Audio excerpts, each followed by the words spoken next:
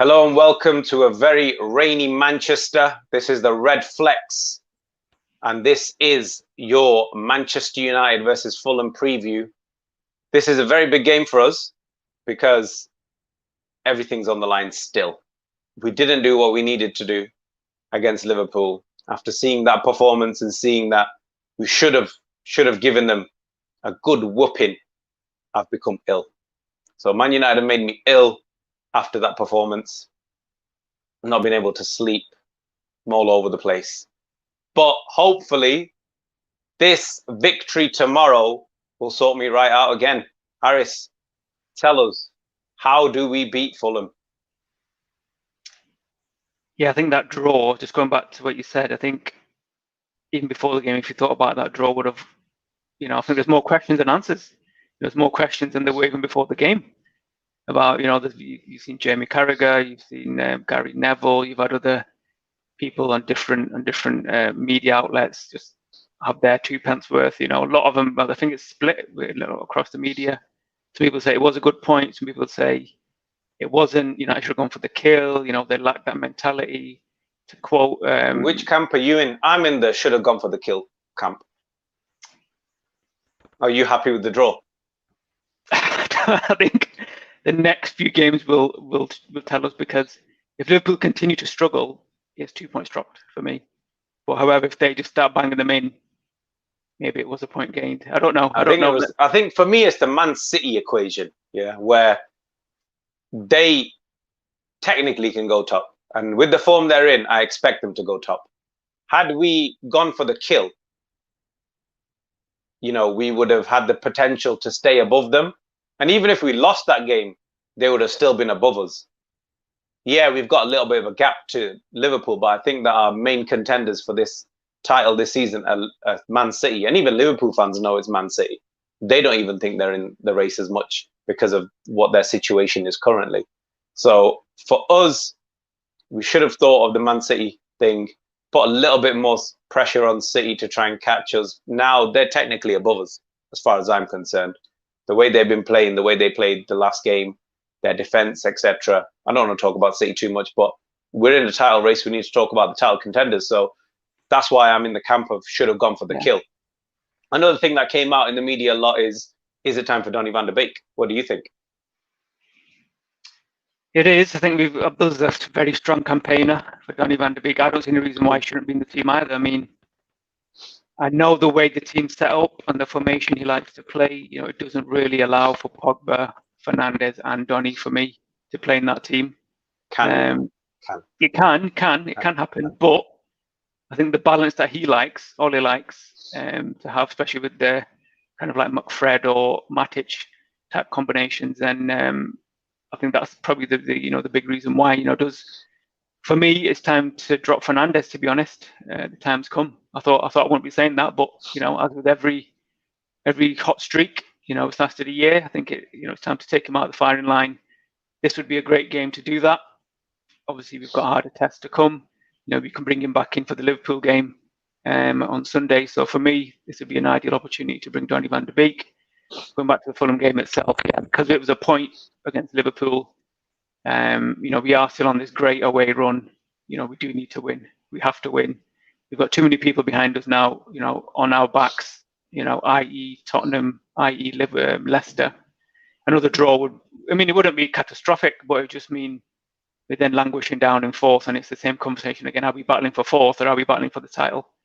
And, I think, we wanted to get away from the battling for fourth tag, especially after the start we've had. So that's why it makes it even more important.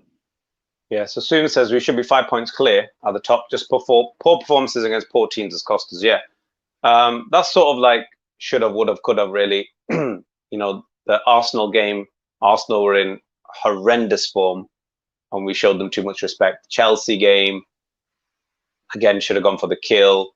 Beginning of the season. But then again, you can't win every single game. Yeah, home form was poor though at that time. It was shocking. Yeah.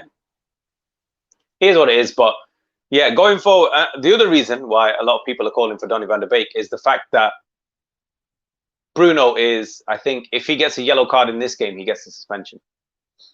So picks up a suspension for, I think it's 5 yellow cards. But if he doesn't play, does that count into FA Cup or is Premier League? I don't know. I think that it's just Premier League accumulation. So, and if he misses this game and gets a yellow card in the Sheffield United game, I think this is where the cutoff is. So if you get a yellow card after X whatever game week it is, then you need 10 to get a suspension because you've gone past the halfway point of the season. I see. But if he gets it in this game, then it's a match ban for the following game. So do you want him? Would you? Yeah, this is what I mean. Yeah, it's not really a big deal, and to be fair, he probably won't get a yellow card anyway. But yeah, would you rather have him in this game, or would you have him against Sheffield United? So you can see it both ways. Both the poor teams, isn't it? Yeah, I think Sheffield are even worse. I think Fulham have found a bit of form, to be fair, but Sheffield are still really, really bad. So that's another reason why people are debating it. I think Shaw is on one away as well. I think Harry Maguire's one away as well. So is it a chance for rotation, or do we not risk it? I mean, if you're saying that if they don't get carded, then it changes to 10, then it's worth the risk, isn't it? Because even if they get banned for Sheffield United, is it a big deal? I don't think so. Yeah. Play them for me.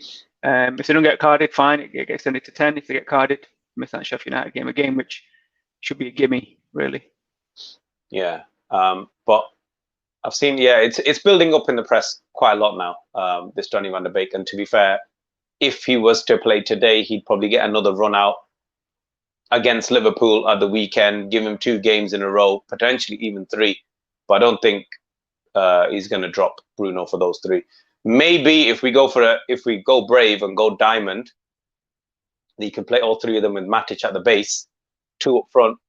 That's an option. But then again, we tend to not play well unless we're playing this 4-2-3-1. So there's lots of reasons, but I think in my mind, I always thought that Solskjaer's playing it clever.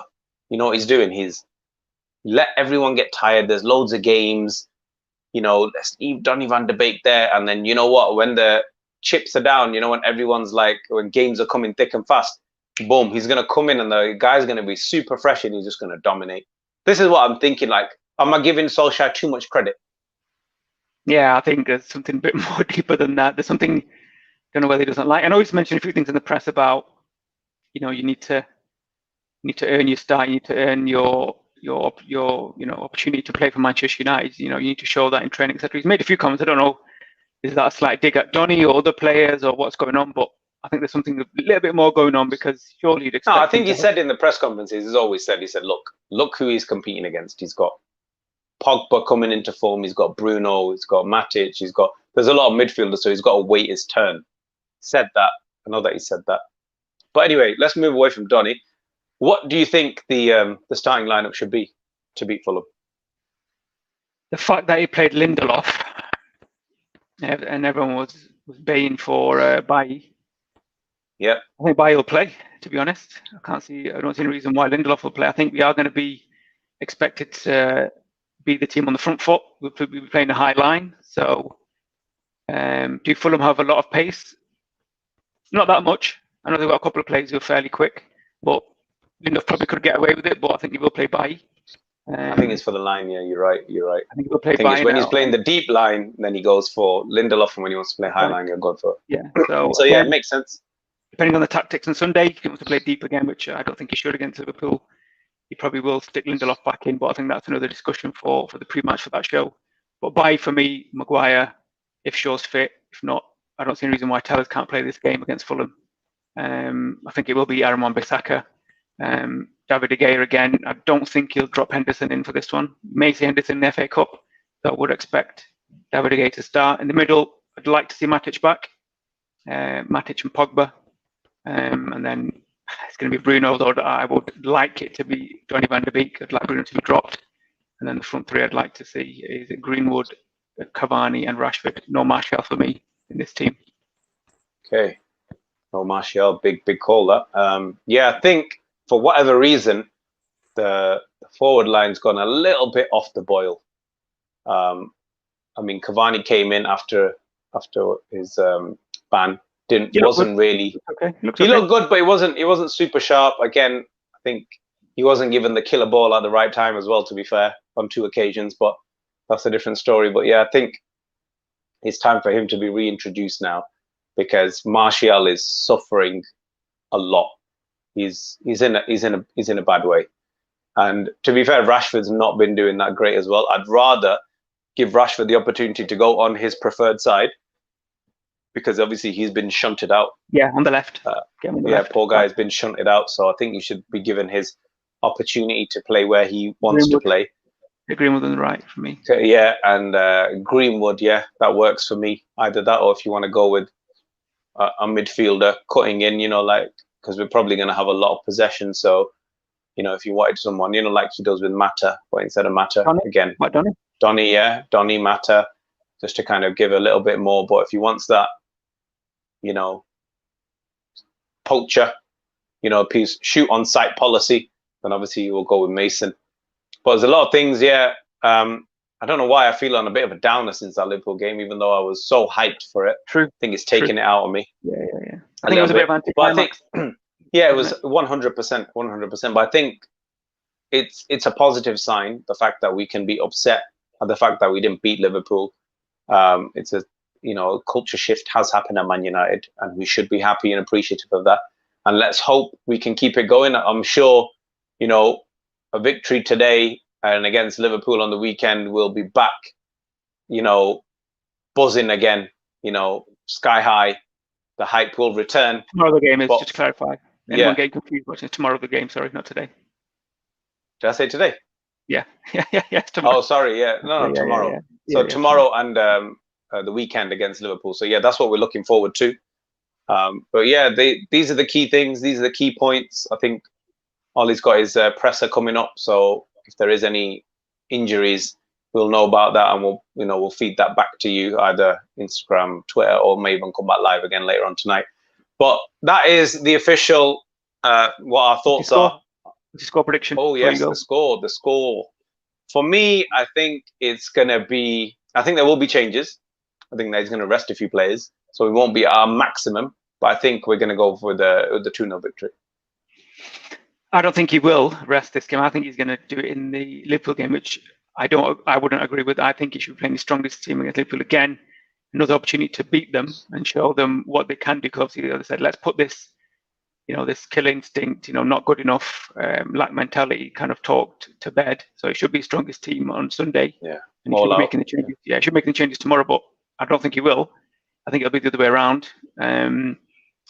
But yeah, for me, it's a difficult one because Fulham, they lost against Chelsea on the weekend, but before that they'd drawn the last 5, and they hadn't really conceded many goals. I think they conceded maybe 1 or 2 in that sequence. So I think it's going to be a low-scoring game, and I'm going to go with 1-0 Manchester United.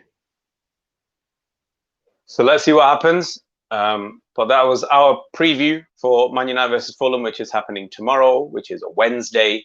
We'll be back, as always, after the match to give you the good news, hopefully, that Man United have beaten Fulham and maintained their position at the top of the table.